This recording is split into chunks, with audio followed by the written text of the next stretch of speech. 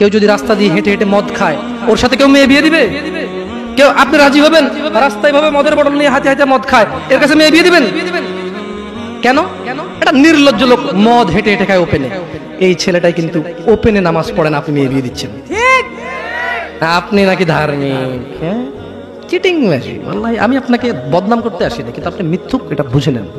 তো আচ্ছা, আপনাকে মিথ্যুক বলার পর আমার কতটুকু লাভ হলো? 2-4 লাখ টাকা যাবে ঢুকেছে, ঠিক না?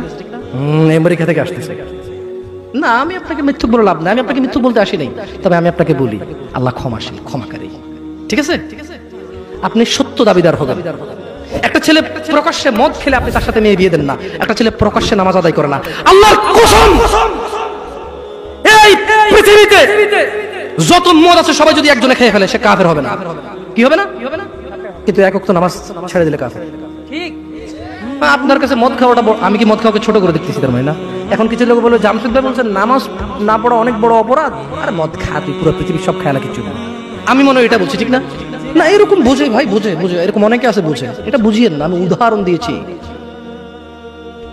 শরম করুন। আপনি বাপের সামনে সিগারেট খেতে লজ্জা করে, বাপের সামনে বেনামাজি থাকতে লজ্জা করে না।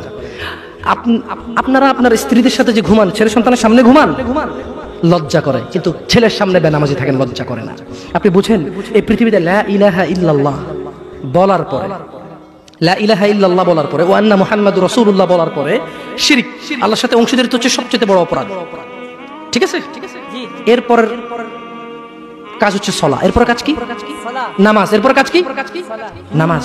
আপনি জানেন এই নামাজ না পড়লে মানুষ কাফের হয়ে যায়, অথচ মানুষ ন্যাংটা হয়ে হাঁটতে লজ্জা পায়, মানুষ প্রকাশ্যে মদ খেতে লজ্জা পায়, মানুষ প্রকাশ্যে দাঁড়িয়ে পেশাব করতে লজ্জা পায়, মানুষ প্রকাশ্যে প্রেমিকের সাথে কথা বলতে লজ্জা পায়, মানুষ বাপের সামনে সিগারেট খেতে লজ্জা পায়, মানুষ প্রকাশ্যে শুকরের মাংস খাবে না, মানুষ প্রকাশ্যে সিগারেট খায় না, মানুষ প্রকাশ্যে গাঁজা খায় না, মানুষ প্রকাশ্যে নাচে না, মহিলারা প্রকাশ্যে গোসল করতে লজ্জা পায়, পুরুষরা প্রকাশ্যে পায়খানা করতে লজ্জা পায়। কিন্তু কেউ এত জঘন্যতম অপরাধ যা না করলে কাফের হয়ে যায়, প্রকাশ্যে সবাই আজান চলে, কেউ মসজিদে আসে না, কেউ লজ্জা পায় না। ঠিক?